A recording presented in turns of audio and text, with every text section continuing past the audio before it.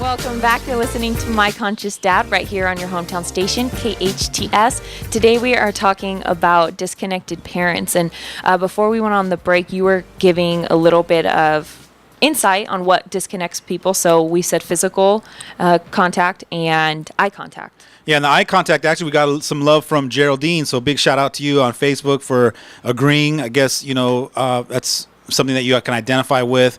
And I think it's just most of us realizing how we don't make eye contact is just, and I don't know if it's part of our society, because I know in other countries that I've visited, I can walk down the street and it seems like, every third or fourth person is, recognizing me and smiling and nodding, and I'll come out back to the States and I'm like, I could walk by 24 people and everyone's heads down in their cell phone and no one's. Well, it kind of makes me wonder, is it kind of like a California thing or a LA thing? Because my brother has a friend from Oregon, I believe, and he will walk down the street and purposely like catch your attention, like to get your eyes and say, hey, what's up?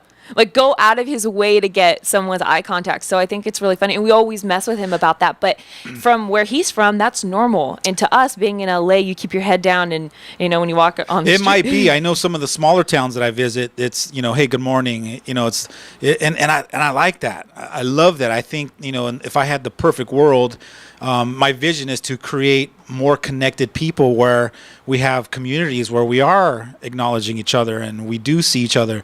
But what breaks my heart is that we're transferring that.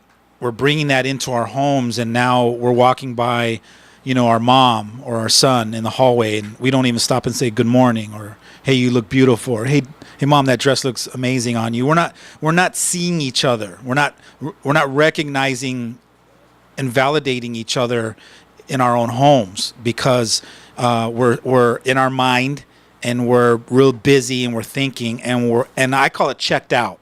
We're at home, but we're checked out. We're disconnected from each other, and it takes a real conscious effort and a high level of mindfulness to really be aware of that and go, hey, I gotta really go back and acknowledge the person I just passed. And so that takes a lot of practice, and you just got to really work at that. And I think one of the other things that kind of disconnects us is it goes a little bit past the eye contact thing, but after eye contact, there's so much more. If you're having a conversation with someone, engaging in the conversation and paying attention, things like that. I know that there's a lot of times where I'm in a conversation and I'm multitasking and I'm not really in the conversation. I'm just there, or I'm just a sounding board, or I'm not giving that person my full attention. And actually the other day, you came to me to tell me some really exciting news, which I don't know if I could share it. Is it a secret? Or no, it's not a secret. I'm going to share it then, because I'm excited. So you came to me to tell me that Dr. Shafali, the author of My Conscious Parent, which is kind of what our show is a little bit inspired off of, is her book. She is going to forward your book coming out in June. So you were really excited. I was excited. And I remember I was making the popcorn. I was making popcorn the other day. Yeah, but you were also excited about trying out your popcorn, so I probably chose the wrong moment to tell you. But. Yeah, and I remember while I was making the popcorn, you were excited. You were like a little kid. Like I felt like I was the parent and you were my son telling me like something really exciting that happened at school today. So there was a point where while I was like making the popcorn, I stopped and I was like, okay, I have to engage in this because this is interesting. I want more information, and I know that he's excited about this. So I sat and I said, okay, well, what did she say? Tell me everything. I wanted to know everything because I care about you and I care about the things that you are excited about. So, and I wanted more information so I could go tell everybody. I was, obviously super excited. So for me, I had to make that conscious decision to stop what I was doing and pay attention and ask questions and engage with you, because if not, it would have been one of our typical conversations where I'm not paying it present. I love that. Now, remember that experience, because you're going to have a pivotal moment when your son in the future comes to you and goes, Mom, I just tied my shoe. And it's going to be in a moment you're worrying about bills, or it's like, and you really have to, in that moment, I want you to remember that, like that little kid face. And this is how we squash the dreams and the validation and the recognition that we can give to people in our relationships, that we don't even realize, we don't recognize that we play a part in the validation of other people. And we're doing it unaware. We're doing it unconsciously. We're kind of tainting each other's spirit because we're not recognizing that in that moment that somebody needs something from us. They need a mirror. They need to be heard. They need to be validated that what you're saying to me is important to you. And so because it's important to you, it's important to me. So let me stop and put this down. And then we wonder why some of our kids are, getting high or drinking or using substances to fill this empty void inside. And a lot of times, if you ever work with addiction experts, they talk about a lot of those dysfunctions is because they have an incompleteness inside of them. And a lot of that incompleteness comes from their family home, of not being recognized, not being validated, not having enough attention. And so that hole inside of them, they feel like they have to fill that empty bucket up. And that's where they start to use external things to fill something that's internal. And that disconnection is what our kids are looking for. They're yearning to be connected with us and to be a part of what we're up to, and they want to include you into their good news. So if and when your kids come to you with excited news like that, I hope you remember Jazmine's story. And even though I got to be the little kid in that story, I love the story. So thank you for sharing that. Thank you. And it's crazy to think that after everything, all that stuff that you just said about, drug use and addiction and alcohol abuse, all that stuff that kids, get into when they're, for some reason, this or that, disconnected from their parents or their family or values or whatever that looks like. It's such a simple concept. Be connected with your kid, and they're going to grow up smart, happy, healthy. They're going to live really successful lives and healthy lives. It's such a simple concept, but we're not doing it. And I'm the first one to call myself out and say that. I am as well. And I'm guilty of, getting back, we get off the air, or I get out of a coaching session and I get right back on the road and I'm driving home, or I'm going session to session, and my wheels start spinning and I start figuring out about how to move my next projects, because I'm juggling 5 or 6 different projects that I'm working on, and the wheels are spinning. And as long as the wheels are spinning, I'm not being present. And so it's very easy to get home and get off the car. One of the things that I'm very proud of is I have this routine when I do pull up to the house. Is I've been practicing to stay in my car and do a little getting centered and grounded to get into the house, so that I go in with the intention to connect with my family. But I don't do it all the time. So a lot of times I come into the home, and you'll see me. Sometimes I'll come in like, "Hey, how's it going?" And then all of a sudden that slowly dies out. It's a constant practice of checking in with myself and keep poking myself and go, "Hey, get present again. Get in the moment and notice what your kids are saying and what they're not saying, who they're being, who they're not being. Be an observer."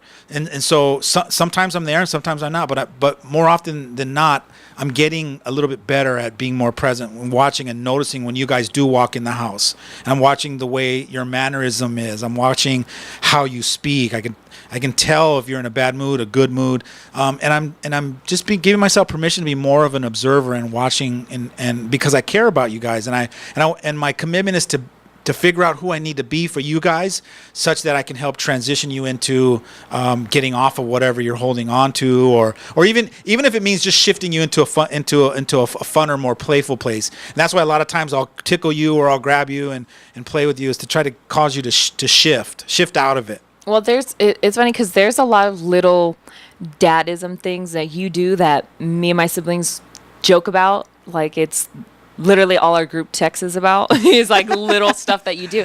And one of the things we always laugh at is... Do I make the corny list? Or? Yeah, and it's mostly like just little quirky things that you do, but it's things that you always do. So one of the things is we always joke about, like when you walk up the driveway and Dad's sitting in his car, because you're always just sitting there.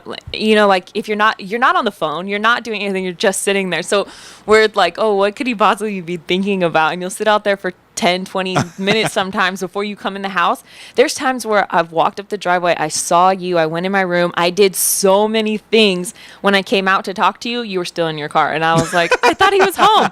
So it's really funny because little things like that, we joke about being you, like your little Dadaism things. But when I had a rough day at work, or I need to really figure stuff out before I walk into the house, I need to like debrief in my car by myself, which I probably picked up from seeing you do it, thinking this is the only place where I have a second to kind of get my thoughts together before I have to go into my house. Where in my house, yeah, I can go straight to my room, but either my room's a mess and I can't think, or I know someone's gonna knock on the door when I'm in there, or sometimes you just need a space to kind of breathe for a second. Well, I think moms know this best. I think they joke with it that the bathroom is their quiet space. Oh, not our bathroom. and even little kids, they're knocking, going, "Mom, mom, mom," and they're just like, "Oh, can I just what part of the house can I go to just have that quiet space?"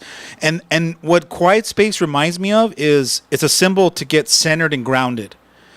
Sometimes I need to just get into a quiet spot where I can get centered and grounded and figure out what my intention is when I open this door and walk into either a room. What's my intention? Is it to be a loving father? When I walk into the house, is it to be a compassionate listener? When I walk into the house, is it to be that person that gets everybody excited or laughing or so? And I think as we're unconscious, we don't give ourselves permission to take those little mini timeouts and get centered and grounded. We're full tilt. Our button is on all the time. And especially if you're an entrepreneur, your mind is spinning all the time because your job never stops. Your job is to keep figuring out how to either make more income or generate more revenue or sales or, marketing or whatever. So the wheels are spinning. So we can be at home with our kids thinking we're connected and totally be disconnected because we're not here in the present moment with the monkey mind shut down. It's still running in the background. Well, it's funny because when I do have my little moments where I'm in the car and I'm thinking, okay, because I'm the kind of person that I go straight to my room and I have to figure everything out before I can come out and engage with my family. So sometimes I'll go, do you have a little game plan? Do you mark it out? Like these are all the jokes I'm going to make. And no, but I have to kind of like go in there and check out for a little bit before I can check in with you guys. And sometimes I'm like, okay, when I get home, I'm going to see what's going on with my family. We're going to eat dinner, all this stuff. I prepare myself. I feel really good. I get in. Everyone's gone. Someone's at the gym. Someone's asleep. Someone's in the shower. I'm like, man. So I got to go in my room, do whatever. And then when I hear you guys come home, I come back out like, hey guys. Hey, what's going on? Yeah. So what are you guys talking about? Yeah. And it's really funny because as kids, we want to be connected. Like, even though we check out a lot, especially as teens, we really, really want to be connected. I remember being a kid and I would throw like my little temper tantrums and go in my room and I would hear you guys in the kitchen laughing. And I'm like, man, I want to be in there so bad. But I'm so stubborn. I'm so mad. But I'm so stubborn that I don't want to let my ego go. You got to, in the moment, that's what you got to tell your ego, go in the closet. I'm going to go back in and just trust that my parents will accept me and invite me back in and not make a big deal about it. Yeah, and you know what? I still struggle with that. I have a really hard time with it, or a really challenging time with it. And my sister is so good at it. It literally makes me laugh. Sometimes we'll all be in the kitchen and she'll throw her temper tantrum, go into her room. Not even 2 minutes later, she'll come out and she'll be like, "What are you guys laughing about?" And it's so funny because I'm so proud of her, and I look at that in awe, like, oh, I wish I could do that, or next time I'm going to do that, because I hate feeling disconnected while the whole family's here being connected. Even, when the family's in a group chat that I'm not in, I'm like, why does this even exist? So there's certain things where even though we check out, we want to be engaged and we want to be connected. And as I'm going to pretend, if you're listening, that I'm your kid, and I'm going to ask you to keep checking in with me, keep pulling me into the family, because even though I'm pushing you away, I feel like maybe my young, undeveloped brain doesn't know what I want yet. So it's kind of just going off of emotions. It's just, I'm upset right now, so I want to push everybody out. And that's not necessarily true. When I'm 35 years old and, I have my own kids and my own family, I don't want you guys to think that I'm still that, 15, 16-year-old in my room pushing you guys away. Absolutely. And I'm going to piggyback on that and say, don't take it personal either. My 15-year-old teenage self, little boy inside of me, would also say, don't take it personal when I push you away. It's because it's my defense mechanism. It's my coping mechanism. And I'm running, but I'm dying in my room, hoping that Mom, Dad, you'll come in and go, hey, come on in. We're serving dinner. Like, no, I'm fine. And then I'm going to play my game. No, I'm just going to eat in my room, or I'll eat later. Come on, honey, let's go. It's not, it's okay. You know what I mean? Like, you have to figure out how to make it safe for them to transition back in.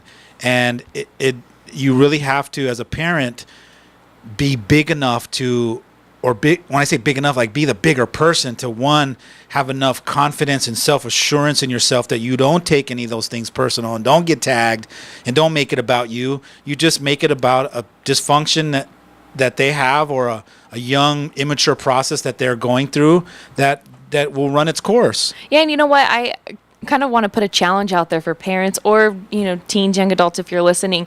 One thing that we do in my family a lot, instead of actually speaking to each other, is in the same house calling each other from a different room, texting each other from a different room. I don't really like that. So like if I'm in my room and I get a call from you or mom, I'm like, oh, what do they want now? If you guys knock on my door, I'm like a little bit more, okay, well, what's up? Because there's a connection, and there's real life right there. And I feel like sometimes when it's on the phone, for me it's usually always like a task or something. So, or hey, can you come out and talk to me? You couldn't have come to my door, kind of thing. So I want to challenge everybody to, next time you have a request of somebody, or you need to talk to somebody who's in the same house as you, reach out to them, go to their room, go to the kitchen, go pull them out of what they're doing and have a conversation. Because if you come to my room and pull me out, it's so much easier. You're going to get me way faster than if you call me, because I'm going to finish whatever I'm doing. And that's a great point, because on the phone you can still hide out and your ego can still go, no, I'll do it when it can, do the head, no, I'm going to do it when I want to do it. But to stand in front of your father and play that game is kind of like, it diminishes the possibility that he can get you to get off it and go, come on, let's go. Right. Make it more inviting and more safe for you to just kind of leave all that crap in your room and just come on into the kitchen. Right. And one of the things I wanted to point out in doing that, I know that as parents, you feel like you keep trying and you keep doing things and they're not working. And I'm trying to tell you that maybe it's not working because you're not doing the right thing. You haven't found it yet. So if you call your kid and you say, hey, do you think you could come out here and clean up your mess? And they react negatively, it's because it's on the phone. Maybe they needed you to knock on their door, say, hey, your mom and I are cleaning up. You want to help clean up your mess? Sure. And you got to come right out, because what's there to hide behind? And it's a great example of a different way to do it. But there's also a different way to be it. So yes, try to find different ways to do it, to be invitations, to get creative, to re-engage them. But it's also in your beingness that you have to shift as well. Because I can go, all right, I heard Alex and Jazz talk about not texting and inviting my kid, to plug back in on the phone. So I'm going to go knock on the door. And then you knock on the door and they open the door and they go, all of a sudden now my way of being is frustrated. And I go, why are you still hanging out here? Just come and join us. And if I say it like that, coming from that way of being, frustration and annoyance, I'm not going to get the result I'm looking for. So the way of being has to be compassionate, understanding, vulnerable, tender. And then from that way of being, then the words are going to come out and it's going to land beautifully. Hey, son, we're having dinner now. Just come on in and, we want to hang out with you. We have to take a quick break, but stay tuned for more of My Conscious Dad right here on your hometown station, KHTS. Welcome back. You're listening to My Conscious Dad right here on your hometown station, KHTS. Today we are talking about disconnected parenting. That's universal, right? So if you're listening to the radio, because it's a radio station, he's saying a high five is universal. And the knuckles. A fist bump. If you want to connect with your kids, just hold up your hand like this and then what if they give you a hand hug? Oh, is that a hand hug? I didn't know that was a hand hug. I don't know. You're making stuff up. But we actually have a question from someone on Facebook Live. So if you want to go ahead and read it. Yeah, Geraldine asked about helicopter parenting and asked our opinion about how to tone that down. If you don't know what helicopter parenting is, it's they name that for parents that hover around their kids and are always watching over them. And for me, helicopter parenting is fear-based, because you're so worried and you have the fear that your kids can't either navigate for themselves or figure out their own solutions, or that they can't, take on their own challenges. And it's just a fear-based parenting style. And what kids in today's world need is they need you to create a safe environment, almost like everything in my home is safe. And so you have permission to explore the whole house. And if you fall down the stairs, our stairs are padded. And I know that worst case scenario, you're going to sprain an ankle or you're going to cry. And I just get to come from wherever I'm at in the house and just pick you up and comfort you and hug you and make you feel better again. But they need the safe space to be able to figure out for themselves that they are amazing, that they are competent, that they can explore and take on challenges without looking up and seeing mom always right there, seeing if they're doing it right or doing it the way that they wanted to do it. So helicopter parenting, is just an old control, fear-based style of parenting. Now, does it work? In some cultures it does, like Hispanic culture or the Oriental culture. They're fear-based, a lot of fear-based parenting and control style, and they force their kids to study hard and work, and so certain kids it works for, a lot of kids it doesn't, especially the kids that are wired for today, where they want that freedom to try to figure out who they are and develop that independence. Yeah, and in the question, she asked, how can they tone it down? How can parents tone it down? And I think it's really ironic that my mom, I think she's a very settled, low-key helicopter parent, or she was when I was in high school. I know that even though she wasn't all up in my business all the time asking me what's going on, let me see your phone, let me see your text, she wasn't like that, always all over me. But I know that she was watching me. I know she was paying attention. I know that when I left my phone in the kitchen, she was going through it. I knew that when I wasn't home, she was going through my drawers. And that's okay. Well, for me, it was okay because it wasn't so much in my face. Like, it wasn't like I would come home and she was in my room, or while I was in my room, she was like, give me your phone. I'm going to. So that's FBI parent.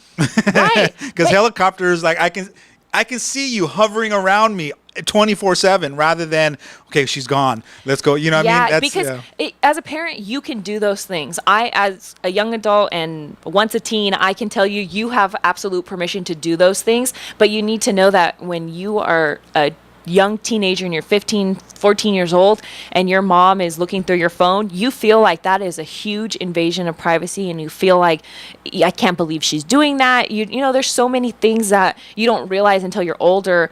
Oh, well, I was really young. She probably needed to be doing that. And you don't realize that when you're 14 years old. So it's important to know that you are entitled to those things. I think it's great. Go ahead and do those things, but be careful how you're doing it, because if they're seeing you do it, they're not going to trust you. So for me, I always tell, because parents will ask me, is it okay to go through their stuff? And what I tell them is, if you create the permission with them up front, then they don't have to make up stories about you that you're not trusted, and there you go again looking through my stuff, you're disrespecting me. They don't have to make up those stories, because, son, we had this conversation before you started the year, and when I agreed to buy you the phone, I asked you, I will buy it with the condition that I can check it periodically to parent you and to look after you, because that's my job, is to make sure that you're not engaging in the world in dangerous things, and I get to do that. And so as long as you're okay with that and you have that kind of conversation and that agreement in the beginning, then you have permission to do it. But what a lot of parents do is they don't know how, or no one's taught them how to have that conversation, so they don't. And then they just do it behind everyone's back. Or their fear comes up or their ego comes up and they just keep ignoring it. And then I'm going to do one more or they think they live with the old school, well, they don't have no choice. I bought it for them, and then the head roll comes up and I can do whatever I want because it's my phone. So there's different ways to really look at that. But the more empowering one is to have that conversation, have a dialogue with your son or daughter, and just enroll them into getting their permission. Once you have it, it's win-win on both sides, not just on your side as the parent. Yeah, so what I'm hearing and how I'm going to answer this question very, very simply, don't be a helicopter parent. Don't, constantly be right on top of them. You could be a detective parent in your, low-key squad car in the back. I was going to say an air traffic controller. They sit up in that booth and they can watch. So that's what I do is when you guys are, let's say you're walking in the home or you're walking amongst the house. I'm over at a distance in the tower just looking down and observing. But I'm not right there, getting in my copter and flying to you and just hovering all right around you, all up in your business. I give you permission to go and do as you please, is the way I see it. There's nothing you can do to harm yourself in my home or even in your own life. And I trust that our relationship is strong enough that you'll reach out to me when you need me. Sounds good. Yeah. And if I catch something that you need intervening in, I give myself permission. That's a whole nother show. All right, that stay we'll tuned talk for that about show. later. Yeah. Thanks so much for joining us today on My Conscious Dad. We're here every Friday from 12 to 1 p.m. right here on your hometown station, KHTS.